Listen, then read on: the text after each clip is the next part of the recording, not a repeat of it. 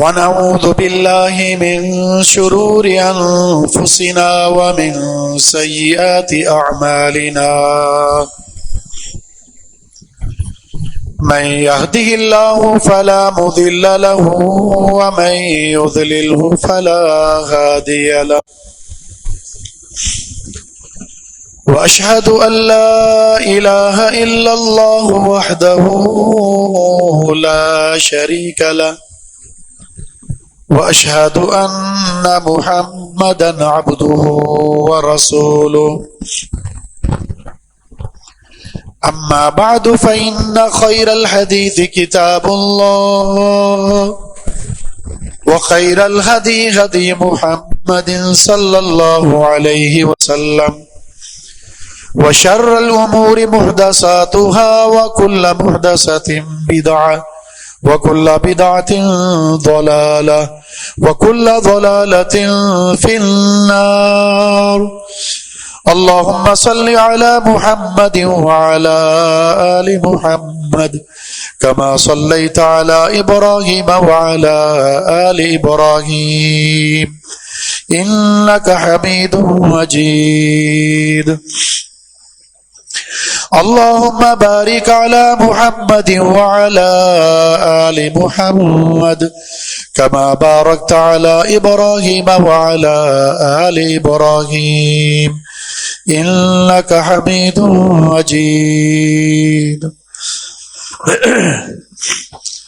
قال الله تبارك وتعالى في كلامه المجيد فأعوذ بالله السميع العليم من الشيطان الرجيم من همزه ونفخه ونفسه يا أيها الذين آمنوا اتقوا الله حق تقاته ولا تموتن إلا وأنتم مسلمون يا أيها الناس اتقوا ربكم الذي خلقكم من نفس واحدة وخلق منها زوجها وبث منهما رجالا كثيرا ونساء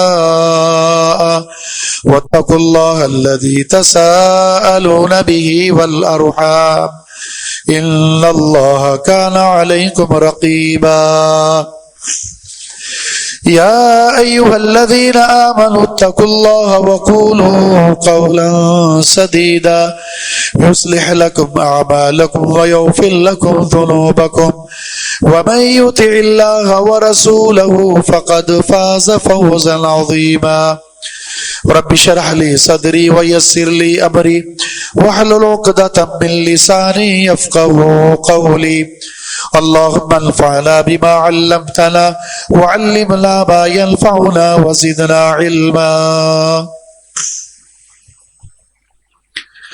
وقال تعالى في مقام آخر والذين آمنوا وعملوا الصالحات وآمنوا بما نزل على محمد وهو الحق من ربهم كفر عنهم سيئاتهم وأصلح بالهم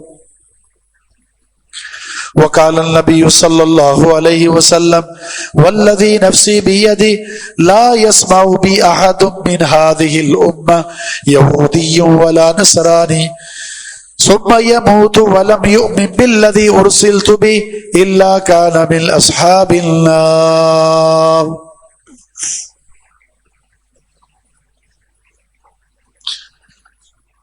پیارے پیغمبر علیہ الصلوۃ والسلام کی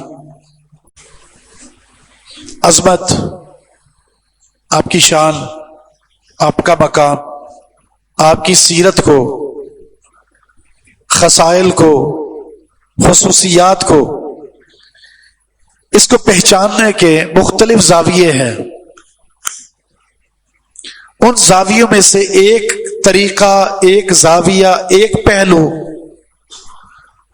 آپ کی عظمت اور شان کا، خصوصیت اور مقام کا اللہ رب العزت نے آپ کے اسماء اور آپ کی صفات میں بھی رکھا ہے.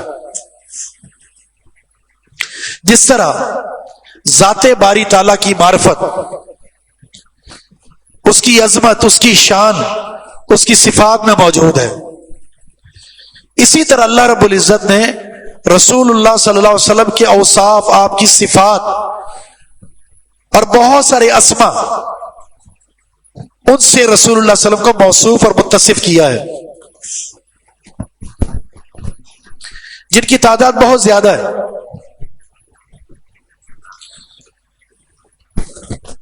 البتہ اس کا متعین کوئی فگر وہ ثابت نہیں ہے۔ اس لیے یہ کہنا کہ جس طرح اللہ رب العزت کے 99 نام ہیں، صفات ہیں، اسی طرح رسول اللہ صلی اللہ علیہ وسلم کی بھی 99 صفات ہیں۔ پھر قرآن کریم کے دونوں اطراف میں ایک طرف اللہ کی صفات ہے، دوسری طرف رسول اللہ صلی اللہ علیہ وسلم کی صفات ہے، تقابلاً یہ بھی 99 یہ بھی 99، یہ طریقہ بالکل ثابت نہیں ہے۔ اور نہ ہی وہ جو 99 صفات ہے ان میں سے بہت ساری صفات ایسی ہیں جو خود ساختہ ہے، نہ ان کا ذکر قرآن میں ہے نہ ان کا ذکر حدیث میں ہے۔ تو یہ جو تقابل ہے اللہ رب العزت اور اس کے رسول کا صفات کے ساتھ، یہ جو موازنہ ہے یہ بالکل قطعاً درست نہیں ہے۔ چاہے آپ تختیوں پر اللہ اور محمد لکھوا لیں، ایک طرف اللہ ہے دوسری طرف محمد ہے، ایک طرف یا اللہ دوسری طرف یا رسول اللہ، یہ جو تقابل ہے یہ اللہ کی عظمت کے خلاف ہے، اور رسول اللہ صلی اللہ علیہ وسلم کا جو بھی مقام ہے، جو شان ہے، اس کے بھی خلاف ہے۔ اللہ کی عظمت یہ ہے کہ مخلوق میں کوئی بھی نہ اس کی ذات میں، نہ اس کے اسما میں، نہ اس کی صفات میں، نہ اس کے افعال میں، نہ اس کی بندگی میں اس کا کوئی شریک اور کوئی ثانی ہے۔ وَلَمْ يَكُنْ لَهُ كُفُوًا أَحَدٌ، اس کے مثل کوئی بھی نہیں ہے، لَيْسَ كَمِثْلِهِ شَيْءٌ۔ اور مخلوق میں محمد الرسول اللہ صلی اللہ علیہ وسلم جیسا کوئی نہیں ہے۔ آپ صلی اللہ علیہ وسلم کی عظمت وہ مخلوق کے تقابل میں ہے، اور اللہ رب العزت کی عظمت تمام مخلوقات کے مقابلے میں، جو بھی اللہ کی مخلوق ہے وہ ذات اور اس کی مخلوق، اس کا کوئی تقابل ہی نہیں ہے، نہ تمثیل میں، نہ تکییف میں، اور نہ ہی تشبیہ میں۔ اس ذات کا کوئی تصور نہیں کر سکتا۔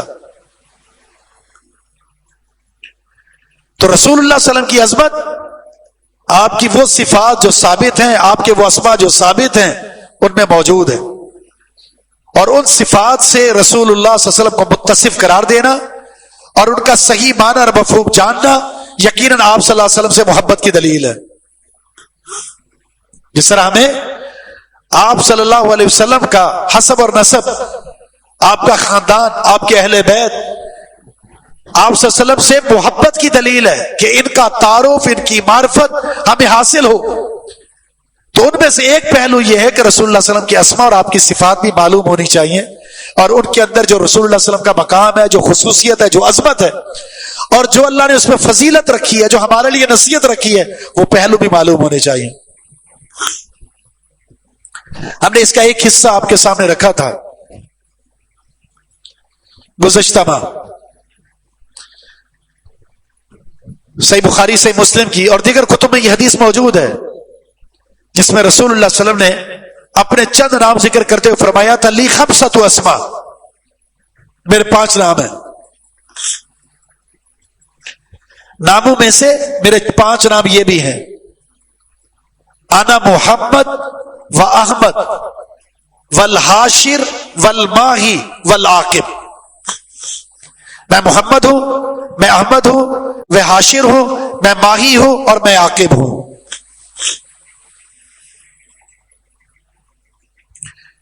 بے شمار ناموں میں سے یہ 5 نام اس حدیث میں مروی ہے۔ اس میں سے ایک نام ہے محمد صلی اللہ علیہ وسلم، سب سے میٹھا نام، سب سے خوبصورت نام، سب سے محبت والا نام۔ آپ جانتے ہیں، آپ عرب کے مزاج کو دیکھیں، جب آپ عرب کی سرزمین پر ہوں اور کسی نے آپ کو اپنی طرف مخاطب کرنا ہے اور آپ سے وہ مخاطب ہونا چاہتا ہے، آپ کے نام کو جانتا نہیں ہے، تو آپ کو اپنی طرف متوجہ کرنے کے لیے جس نام سے پکارتا ہے وہ محمد ہوتا ہے۔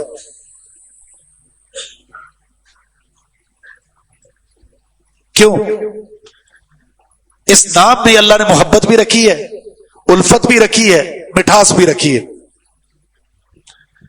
اور ہمارا کلچر اس قدر بگڑ چکا ہے، پیارے پیارے ناموں کو ایسا توڑ کر پیش کریں گے کہ اس کے اندر جو معنویت ہے، جو اس کا حسن ہے، جو اس کا اصل مقام ہے، اس کو توڑ دیا جاتا ہے، بگاڑ کر نام۔ یا پھر نام چھوڑ کر کسی ایسے بےہودہ لقب سے پکارا جاتا ہے جو اس کی توہین کے زمرے میں آتا ہے، جو کہ شرعاً غلط ہے۔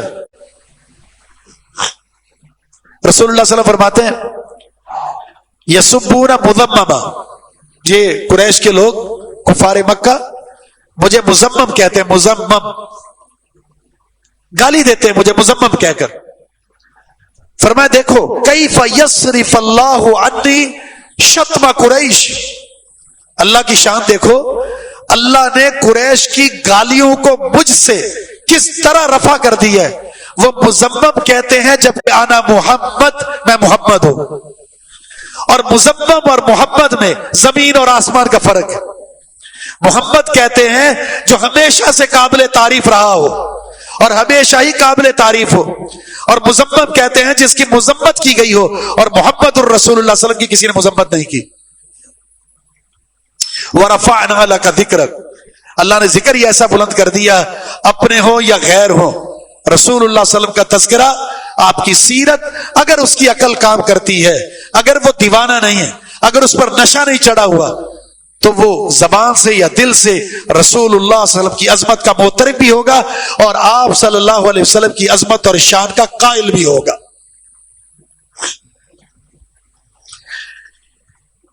میں نے آپ کے سامنے اس بات کا ذکر بھی کیا تھا کہ 4 مقام ایسے ہیں قرآن کریم میں جہاں رب العالمین نے اسم محمد کا ذکر کیا ہے، 4 مقام قرآن میں، اور یہ چاروں مقام اصول، قواعد، عقائد پر مشتمل ہیں۔ آپ کے نام کے ساتھ اللہ رب العزت نے شریعت کے بڑے بڑے رہنما اصول ہمارے سامنے رکھ دیے ہیں، اس میں محمد کے تذکرے کے ساتھ۔ 2 کی ہم وضاحت کر چکے تھے، مختصراً اسے بیان کر کے آگے بڑھتے ہیں۔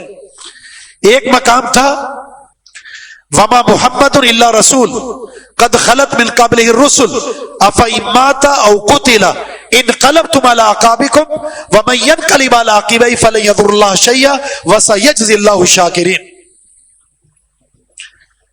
یہاں اس میں محمد کا ذکر ہے، اور قاعدہ کیا ہے، کیا اصول بیان کیا؟ اصول یہ بیان کیا کہ رسول اللہ صلی اللہ علیہ وسلم، یہ محمد صلی اللہ علیہ وسلم اللہ کے رسول ہیں، محمد صلی اللہ علیہ وسلم اللہ کے رسول ہیں، اور رسول کو وفات کا آ جانا، موت کا آ جانا، یہ منصب نبوت کے خلاف نہیں ہے۔ کسی رسول کی عظمت اس کی شان کے منافی نہیں ہے اس کا فوت ہو جانا۔ اللہ کے انبیاء کا ایک سلسلہ رہا ہے، آئے اپنا پیغام پہنچایا، وقت پورا کیا، اللہ کے پاس واپس چلے گئے، اور محمد الرسول اللہ صلی اللہ علیہ وسلم بھی انبیاء کے سلسلے کی ایک کڑی ہے۔ جنگ احد میں جب یہ افواہ پھیل گئی کہ محمد الرسول اللہ صلی اللہ علیہ وسلم شہید کر دیے گئے، بہت سارے صحابہ دل برداشتہ ہو گئے، اب دین کا کیا فائدہ، اب جہاد کا کیا فائدہ، اب لڑنے کا کیا فائدہ، اب نکلنے کا کیا فائدہ، جس کے لیے لڑتے تھے، جس کے لیے جان دینی تھی وہ چلے گئے، اب کیا فائدہ۔ تو اللہ نے کیا فرمایا، محمد الرسول اللہ صلی اللہ کے رسول ہیں، اس سے پہلے بھی رسول آئے، رسول فوت ہو جائے، شہید کر دیا جائے، کیا تم دین سے پھر جاؤ گے؟ اور اگر تم دین سے پھر گئے، دین کو چھوڑ دیا، دین سے اعراض کیا، تو یاد رکھو نقصان اللہ کا نہیں، تم اپنا کرو گے۔ اور جو ہمیشہ دین کے ساتھ کھڑا رہا، اللہ کی بندگی کرتا رہا، ایسے شاکرین کی اللہ قدر کرتا ہے۔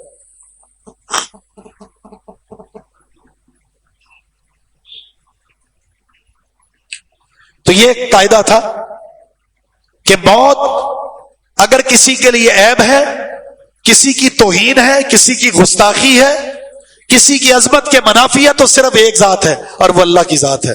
کل من علیہ فان ویبقى وجہ ربک ذو الجلال والاکرام. اس کے علاوہ ہر ایک کے لیے فنا ہے. بلکہ موت اس شرف تک پہنچنے کا ایک ذریعہ ہے جو اللہ رب العزت نے اپنے مقرب، معزز، محبوب، نیک بندوں کے لیے اللہ نے تیار کر رکھی ہے. اس منزل تک پہنچنے کے لیے موت کا سامنا کرنا ہوگا. اس لیے تو کہا گیا ہے فرض نماز کے بعد یوں ہی اٹھ کر نہ چلے جایا کرو. فرض نماز کے بعد آیت الکرسی پڑھ کر اٹھو. کیوں؟ یہ آیت الکرسی ہر فرض نماز کے بعد پڑھنے والا انسان جس میں اللہ کی توحید کا ذکر ہے، اس کے مطابق اس کا عقیدہ ہے، تو اسے جنت میں جانے سے اگر کسی چیز نے روکا ہوا ہے تو اس کی موت کا نہ آنا ہے. یہ نماز کا پابند انسان، یہ موحد انسان، توحید کو بیان کرنے والا انسان اگر یہ عقیدہ توحید کے ساتھ اس دنیا سے رخصت ہوتا ہے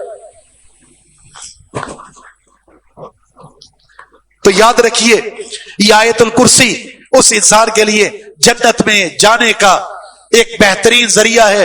رکاوٹ کیا ہے؟ موت کا نہ آنا. تو اس کا مطلب یہ کہ موت عظمت تک رسائی کا ذریعہ ہے. تو یہ کس کے خلاف ہے؟ کس کی توہین ہے؟ کس کے لیے عیب ہے؟ صرف ایک اللہ کی ذات کے لیے. باقی یہ کہنا کہ رسول اللہ صلی اللہ علیہ وسلم وہ فوت نہیں ہوئے، ایک فرقہ کلمہ گو مسلمانوں کا موجود ہے جو رسول اللہ صلی اللہ علیہ وسلم کی موت کے منکر ہیں. وہ کہتے ہیں آپ وصال فرما گئے ہیں، موت کا لفظ، وفات کا لفظ رسول اللہ صلی اللہ علیہ وسلم کے لیے توہین ہے. میں یہ سمجھتا ہوں جو رسول اللہ صلی اللہ علیہ وسلم کی موت کا منکر ہے وہ قرآن کا منکر ہے، توہین کا مرتکب ہے. جو صفت اللہ کی ہے وہ صفت سے متصف کرتا ہے غیر اللہ کو. حیاتی فرقہ موجود ہے جس کا نظریہ یہ ہے رسول اللہ صلی اللہ علیہ وسلم اپنی قبر میں اسی طرح زندہ ہیں جس طرح دنیا میں زندہ تھے. آپ اپنی بیویوں کے ساتھ حق کے زوجیت بھی ادا کرتے ہیں اور ہم میں سے ہر شخص پر نظر بھی ہے آپ کی اور ہمیں دیکھ رہے ہیں. کیسا گھٹیا اور باطل عقیدہ ہے جو محبت کے نام سے غلو پر مشتمل ہے. دوسرا مقام سورہ احزاب جس میں اللہ فرماتا ہے ما کان محمد ابا احد من رجالکم ولکن رسول اللہ وخاتم النبیین وکان اللہ بکل شیء علیما. محمد صلی اللہ علیہ وسلم تم میں سے کسی بھی مرد کے باپ نہیں ہے، تم میں سے کسی بھی مرد کے باپ نہیں ہے، وہ اللہ کے رسول اور خاتم الانبیاء ہیں. اللہ تعالیٰ ہر چیز کو جاننے والا ہے. دور جاہلیت میں لے پالک اڈاپشن کا ایک سلسلہ تھا. بچہ لے لیتے، نسبت تبدیل کر دیتے، فلاں نے فلاں کو اپنا بیٹا بنا لیا، فلاں نے فلاں کو اپنا باپ بنا لیا. اسلام کے شروع میں اس پر پابندی نہیں تھی، اس لیے رسول اللہ صلی اللہ علیہ وسلم نے زید بن حارثہ کو آزاد کیا اور اپنا منہ بولا بیٹا بنا لیا.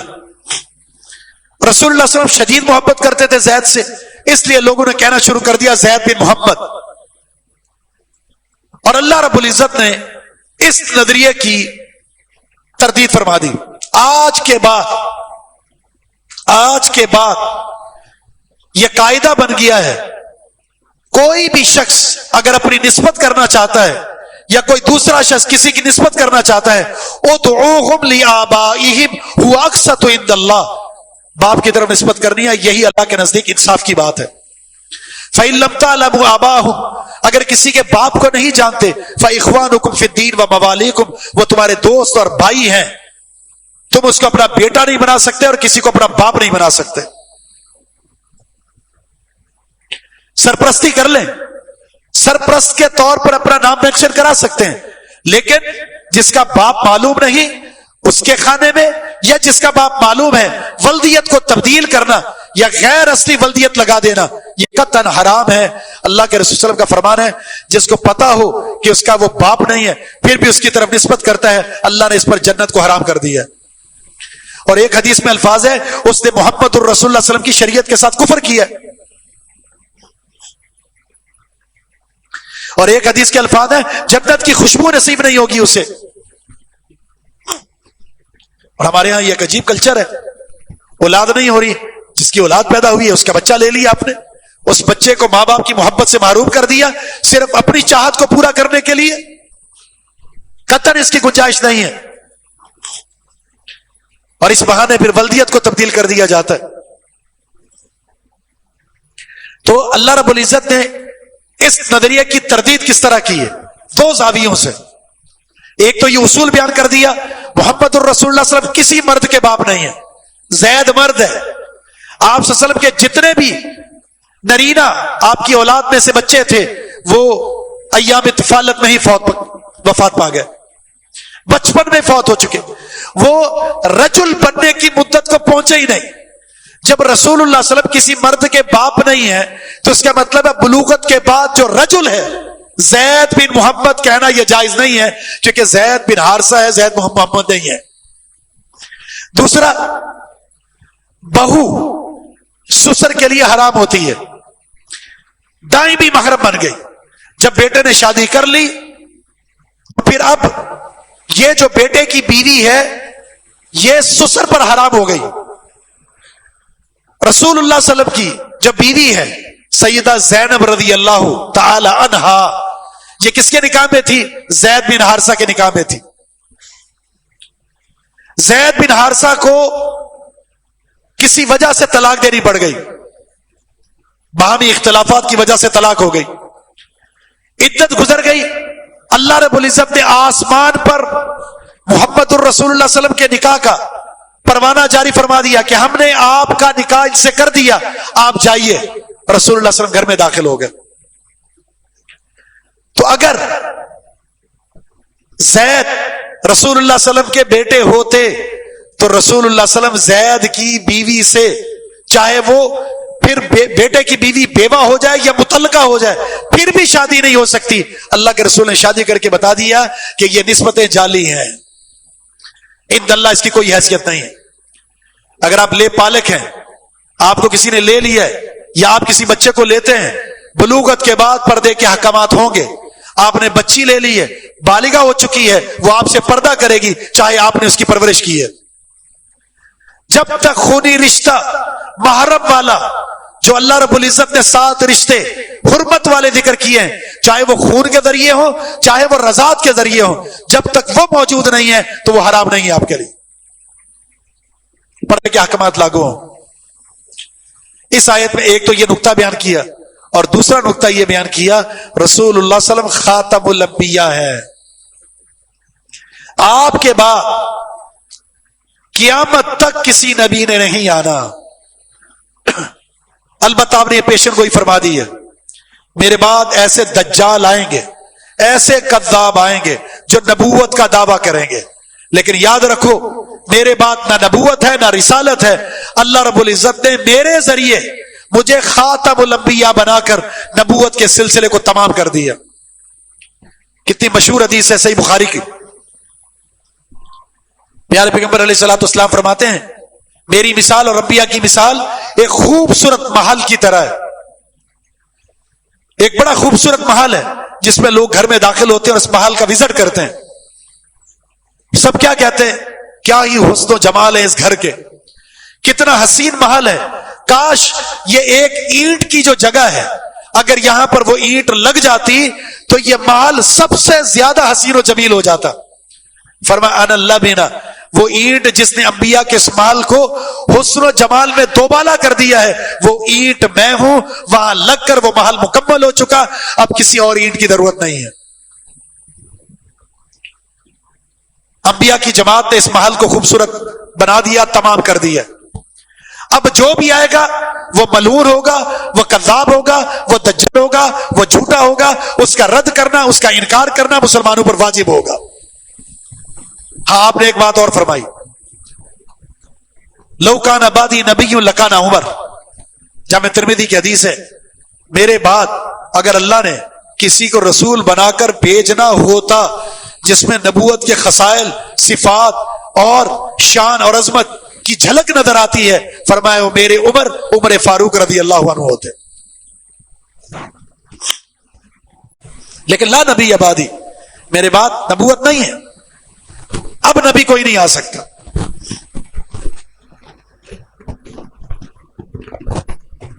مرزا غلام احمد قادیانی ذاتی مطالعہ کیا، کچھ تحریرات کا آغاز کیا جس میں اہل علم کو یہ شبہ ہوا کہ یہ نبوت کا دعویٰ کرنے والا ہے. اس نے خود ہی لعنتوں کے ساتھ ایک کتابچہ شائع کیا، جو نبوت کا دعویٰ کرے اس پر لعنتیں ہوں، اور اس کے کچھ عرصے بعد نبوت کا دعویٰ کر بیٹھا، اپنے ہاتھ سے ہی اپنے لیے لعنتوں کے اپنے اوپر پھول نشاور کر گیا اور غلیظ موت مرا.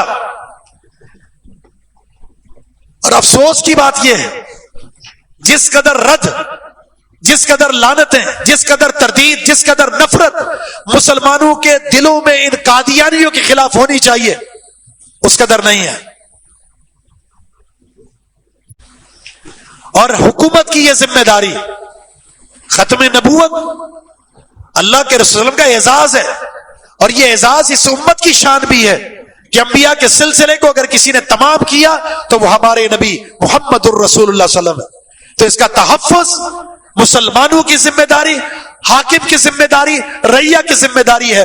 ہر ایسا دجال، ہر ایسا کذاب جو نبوت کا دعویٰ دائر کرتا ہے یا دعویٰ کرتا ہے یا وہ سلسلے شروع کرنے کے آغاز کرتا ہے، اسے انجام تک پہنچانا یہ ریاست کی ذمہ داری ہے.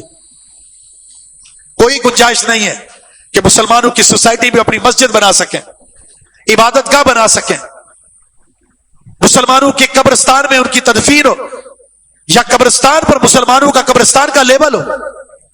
اور یہ بیانی ایک سازش ہے، سوشل میڈیا پر لوگ نہیں جانتے، سرچ کریں گے جس کی تقریر سامنے آئی، جس کا مواد سامنے آیا، اور پھر قرآن مختلف قسم کے ترجموں کے جو سامنے آئے پڑھنا شروع کر دیتے ہیں.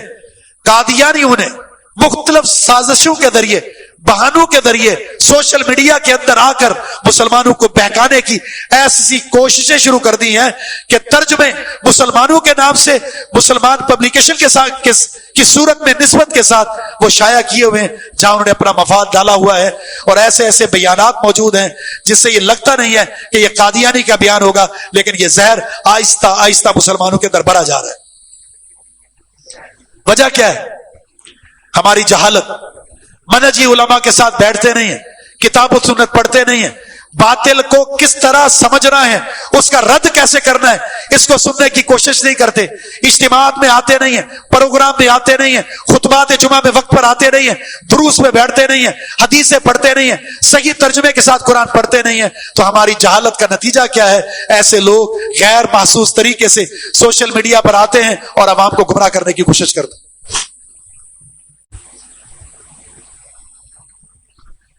یہ میرا ایک ذاتی ایک مشاہدہ بھی ہے. اپنے ایک جماعتی کے گھر جانا ہوا میرا، جس نے اپنے بیٹے کے لیے ترجمے کا قرآن خریدا اور اسے تحفے کے طور پر باہر بھجوا رہا ہے، اور مجھے دکھایا کہ یہ قرآن میں بھجوا رہا ہوں. اور جب میں نے قرآن پڑھا، اس کے ترجمے کو دیکھا اور اس کے مترجم کو دیکھا، میں نے کہا یہ منکرین حدیث کا قرآن ہے، انکار حدیث کرنے والوں کا. تو اس قرآن کے اندر دین کا کیا حلیہ بگاڑا ہوگا؟ یہ ہماری ذہنی حالت ہے، تو گمراہی پیدا نہیں ہوگی. اس پرفتن دور میں اس یلغار کو سمجھنا ہوگا، اس خفیہ ہتھیار کو سمجھنا ہوگا کہ سوشل میڈیا پر عوام الناس کو گمراہ کرنے کے کون کون سے طریقے باطل اختیار کر چکا ہے. تو صحیح معنوں میں دفاع کے لیے ہمیں آگے بڑھنا ہوگا. تیسرا مقام سورہ محمد. اس سورت کے اندر اللہ رب العزت نے دوسری آیت میں والذین آمنوا وعملوا الصالحات وآمنوا बिमा नुज़्ज़िला अला मुहम्मद व हुवल हक़्क़ु मिन रब्बिहिम कफ़्फ़र अन्हुम सय्यिआतिहिम व अस्लह बालहुम। सूरत का नाम ही मोहम्मद है। इस दूसरी आयत में इसमें मोहम्मद का जिक्र है। इस आयत को पढ़ें और एक उसूल को समझते हैं। वो लोग जो ईमान लाए और अमल साले किए और ईमान लाए उस चीज पर जो मोहम्मद सल्लल्लाहु अलैहि वसल्लम पर नाजिल हुई है वही हक है, अल्लाह ताला इनके गुनाहों को मिटा देगा और इनके अमाल की इस्लाह फरमा देगा।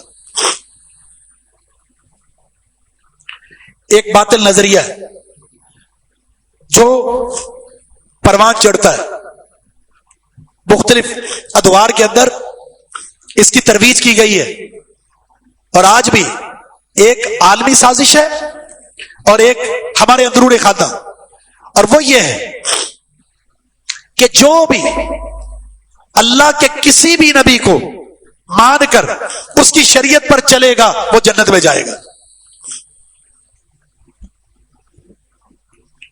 इसका मतलब ये, अगर यहूदी आज के दौर में अपने मज़हब यहूदियत पर कायम रहे, ईसाईयत पर कायम रहे और इसी तरह वो दुनिया से चले जाएं, वो जन्नत में चले जाएंगे।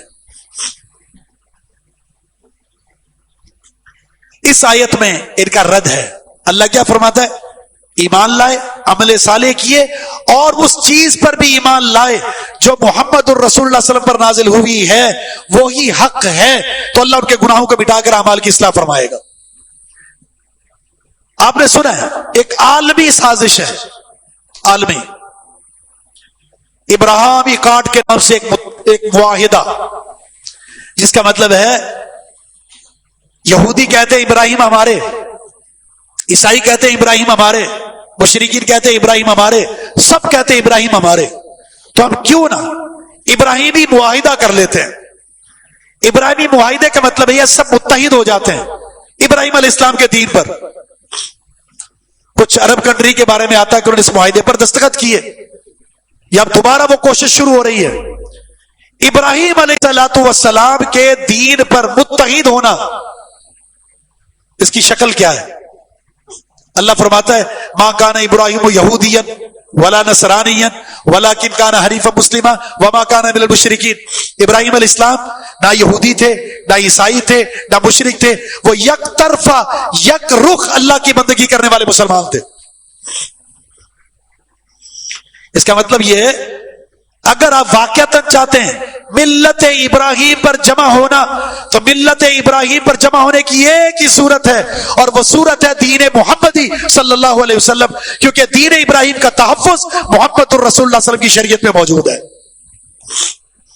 दीन इब्राहिम की और कोई शक्ल नहीं है, एक वाहिद शक्ल है और वो दीन मोहम्मदी की सूरत में है। जमा हो जाए किताब सुन्नत पर। अल्लाह ने मोहम्मद सल्लल्लाहु अलैहि वसल्लम पर क्या नाजिल किया है? युअल्लिमुहुमुल किताब वल हिकमा। रसूलुल्लाह सल्लल्लाहु अलैहि वसल्लम की शरीयत में दो चीजों की तालीम है, एक किताब कुरान की और दूसरी रसूलुल्लाह सल्लल्लाहु अलैहि वसल्लम की सुन्नत की।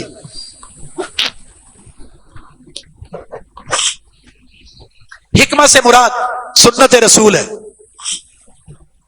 कुरान और सुन्नत रसूल ये दो चीजें लाजिम और मलजूम है। अगर आप चाहते हैं फत्तबिऊ मिल्लत इब्राहिम हनीफा अन तबे मिल्लत इब्राहिम हनीफा, मिल्लत इब्राहिमी की इत्तिबा, तो वो शरीयत मोहम्मदी में है और उसकी दो ही शक्लें हैं, कुरान को पढ़े और सुन्नत रसूल को पढ़े। इन दोनों के इज्तिमा से फाहम सलफ की रोशनी में आप दीन इब्राहिम को समझ जाएंगे, दीन मोहम्मदी को समझ जाएंगे। इसके अलावा सब बातिल है। सही मुस्लिम में रसूलुल्लाह सल्लल्लाहु अलैहि वसल्लम ने इसकी मजीद वजाहत फरमा दी। कसम है उस जात की जिसके हाथ में मेरी जान है, ला यस्मउ बी अहद मिन हादिल उम्मा यहूदिय्युन वला नसरानी। जिसने मेरी आमद का सुन लिया, वो यहूदी है, वो ईसाई है, वो कोई भी है, सुम्मा यमूत, मेरी आमद का पता चला, सुन लिया और उसके बाद वो मरा, वलम युमिन बिल्लज़ी उरसिलतु बि, जो पैगाम मैं लेकर आया हूं, जो कुरान और हदीस लेकर मैं आया हूं, उस पर उसका ईमान ना हुआ, इल्ला काना मिन अस्हाबिन नार, ये लोग जहन्नमी हैं। अगर रसूलुल्लाह सल्लल्लाहु अलैहि वसल्लम का कलमा नहीं पढ़ा, रसूलुल्लाह सल्लल्लाहु अलैहि वसल्लम की शरीयत पर अमल नहीं किया, किताब और सुन्नत को नहीं माना, तो फिर किसी भी नबी को मान लें, किसी भी शरीयत को मान लें, वो अफराद जन्नत में नहीं जा सकते। قرآن میں اللہ کیا فرماتا ہے؟ یہودی کہتے ہیں لن يدخل الجنۃ الا من کان یہودا او نصارا تلک امانیہم، جنت میں یا یہودی جائے گا یا عیسائی جائے گا. اللہ فرماتا ہے یہ تمہاری آرزویں ہیں. یہودی اور عیسائی جنت میں نہیں جائیں گے. جنت میں کس نے جانا ہے؟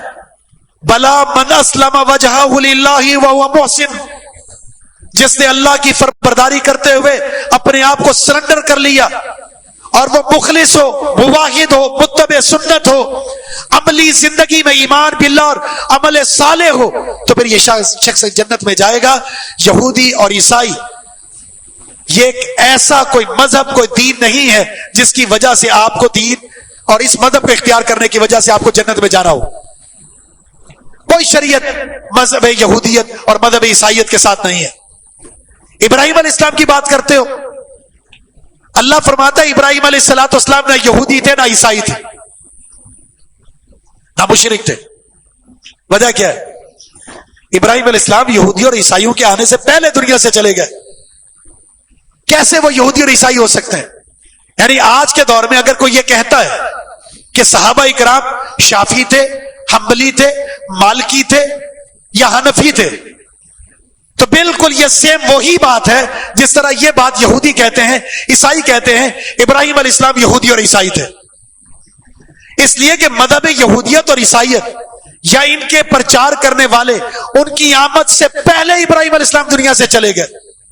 ان مذاہب کے آنے سے پہلے صحابہ اکرام دنیا سے چلے گئے اور جنت کے حقدار بن گئے. یہ نسبتیں کوئی معنی نہیں رکھتی.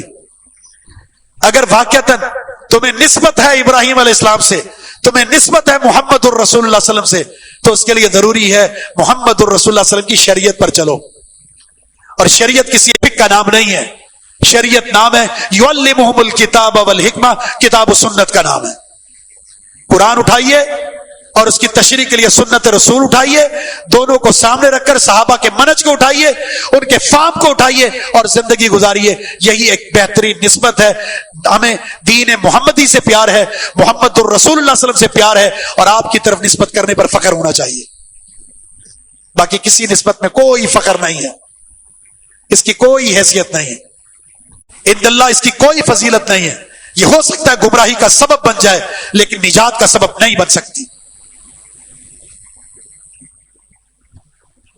لہذا یہ جو اتحاد مختلف جماعتوں کے نظر آتے ہیں، ایک طرف مکتبہ بریلویت کے لوگ ہیں، ایک طرف مکتبہ دیوبندیت کے لوگ ہیں، ایک طرف رافضیت کے لوگ ہیں، ایک طرف فلاں لوگ ہیں، ایک طرف حیاتی ہیں، ایک طرف مماتی ہیں، ایک طرف انکار حدیث کرنے والے ہیں، ایک طرف صحابہ کو گالیاں دینے والے ہیں. اس طرح کے اتحاد کا دین اسلام کے اندر کوئی فائدہ ہے؟ کوئی فائدہ نہیں. آپ اپنے نظریات کے ساتھ، آپ اپنے نظریات کے ساتھ، آپ اپنے نظریات کے ساتھ، ہم سب ایک ہو جاتے ہیں. امت کو اس اتحاد کی ضرورت ہے. یہ اتحاد اللہ کے ہاں ناقابل قبول ہے.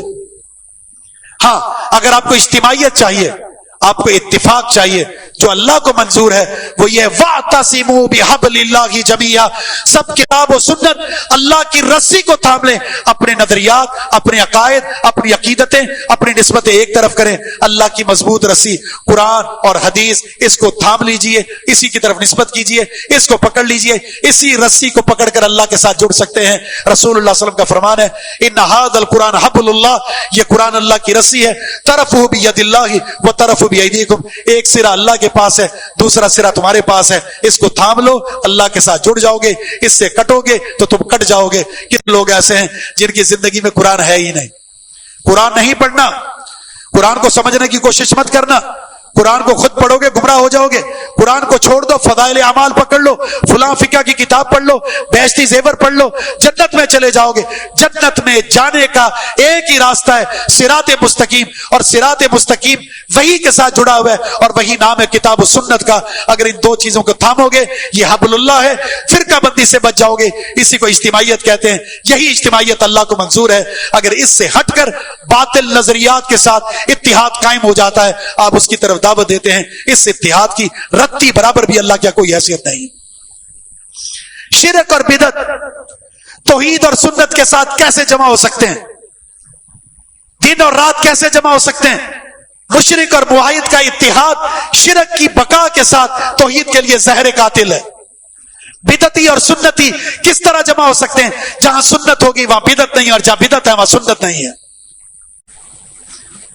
اپنی عقیدوں کو، اپنی عقیدتوں کو، اپنی توحید کو، اپنی سنت کو اتنا مضبوط کر لیں کہ اس میں باطل کی کسی قسم کی آمیزش کی ذرہ برابر گنجائش باقی نہ رہے۔ اسی کو غیرت کہتے ہیں۔ کیا کہا تھا سعد رضی اللہ تعالیٰ عنہ سے؟ کسی نے پوچھا ہے سعد رضی اللہ عنہ، اگر تم اپنی بیوی کے ساتھ کسی اور مرد کو دیکھو کیا کرو گے؟ کہ اللہ کی قسم تلوار کو میان سے نکالوں گا اور اس کے سر کو تن سے جدا کر دوں گا۔ اللہ کے رسول صلی اللہ علیہ وسلم نے سنا، آپ نے فرمایا صحابہ سے، تمہیں سعد کی غیرت پر تعجب ہو رہا ہے؟ تمہیں تعجب ہو رہا ہے کہ اپنی شریک حیات کے ساتھ کسی اور کی شراکت کو ناقابل برداشت سمجھتے ہیں؟ اللہ کی قسم میں سعد سے زیادہ غیرت مند ہوں۔ میں اپنے حقوق میں کسی اور کی شراکت کو کیسے برداشت کر سکتا ہوں کہ میرا کلمہ پڑھنے کے بعد کسی اور کی تقلید، کسی اور کی طرف نسبتیں، کسی اور کے ہاتھ پر بیعت کر کے، کسی اور کا لباس، کسی اور کے جھنڈے، کسی اور کے سامنے جھکنا مجھے کیسے برداشت ہو سکتا ہے؟ اور فرمایا اللہ اغیر منا، اور اللہ ہم سب سے زیادہ غیرت والا ہے، وہ کیسے برداشت کر سکتا ہے اس کی ذات میں، اس کی صفات میں، اس کے افعال میں، اس کی بندگی میں کسی اور کو شریک ٹھہرایا جائے؟ میں غیرت والا ہوں، مجھے غیرت آ جاتی ہے، میرے حق پر کوئی ڈاکہ ڈال دے، رسول اللہ صلی اللہ علیہ وسلم کے کوئی حقوق نہیں، اللہ کے کوئی حقوق نہیں، اس میں شراکت ہو رہی ہے اور ہم برداشت کرتے بیٹھے ہوئے کہ یہ اتحاد ٹھیک ہے، فلاں اگر شرک کی دعوت دیتا ہے تو کوئی بات نہیں، مزار پر پوجا ہو رہی ہے، قبر پرستی ہو رہی ہے، ہمیں کوئی غیرت نہیں آتی، اس کے خلاف آواز نہیں اٹھاتے، اس شرک کے بارے میں تردید کی کوئی بات نہیں کرتے۔ یہ اللہ رب العزت کو ہم سے قبول نہیں ہے۔ اللہ یہ چاہتا ہے جس طرح تم اپنے لیے غیرت مند بنتے ہو، یہی غیرت رسول اللہ کے لیے بھی دکھاؤ، اس سے بڑھ کر یہ غیرت اللہ کی ذات کے تعلق سے دکھاؤ۔ اس لیے تو کہا لا تشرک باللہ وَإِن قُتِلْتَ أَوْ حُرِّقْتَ، اللہ کی ذات کے ساتھ کسی کو شریک مت کرنا، چاہے قتل کر دیے جاؤ چاہے جلا دیے جاؤ، یہ غیرت ہے۔ جنت میں جانے کا آخری، سب سے آخری بندہ جو جنت میں جائے گا، سب سے آخری بندہ کون ہوگا؟ جس کے کھاتے میں صرف توحید ہوگی، عمل نام کی کوئی چیز نہیں ہوگی، جنت میں چلا جائے۔ اور جس کے پاس دنیا جہاں کے نیک اعمال ہو لیکن توحید نہ ہو، وہ جنت میں نہیں جا سکتا۔ تو جنت میں جانے کی جو مفتاح ہے، چابی، وہ اسلام کی اساس کلمہ توحید ہے، عقیدہ توحید ہے۔ تو یہاں اس باطل فکر اور سوچ کی تردید ہے کہ کسی اور مذہب پر چل کر بھی جنت میں چلا جائے گا، کوئی گنجائش نہیں۔ حتیٰ کہ اسلام میں داخل ہونے کے بعد بھی اگر یہ باطل نظریات کے ساتھ رہ کر زندگی گزارتا ہے، چاہے انفرادی چاہے اتحاد کے ساتھ، تو بھی اس کی کوئی گنجائش نہیں ہے۔ بس ایک ہی بات ہے، جو محمد صلی اللہ علیہ وسلم پر نازل ہوا وہی حق ہے، اور محمد صلی اللہ علیہ وسلم پر نازل ہونے والا قرآن ہے اور اس کی تشریح سنت رسول ہے، یہی حق ہے۔ کتاب و سنت کو تھام لیجئے، یہ محمد الرسول اللہ صلی اللہ علیہ وسلم سے بھی محبت ہے، یہ اللہ سے بھی محبت ہے، یہ دین سے بھی محبت ہے، یہی جنت میں جانے کی اساس ہے۔ اس کے علاوہ سب کچھ باطل ہے، اور یہ باطل جہنم میں لے جانے کا سبب بنے گا۔ اللہ سے دعا ہے کہ رب العالمین ہمیں صحیح معنوں میں محمد الرسول اللہ صلی اللہ علیہ وسلم کی عظمت کو، آپ کے مقام کو، آپ کی شان کو، سیرت اور صورت کو پہچان کر اس کو اپنے سینے سے لگانے اور محبت کرنے کا حق ادا کرنے کے اللہ توفیق عطا فرما دے۔ وما توفیق الا باللہ، وآخر دعوانا ان الحمد للہ رب العالمین۔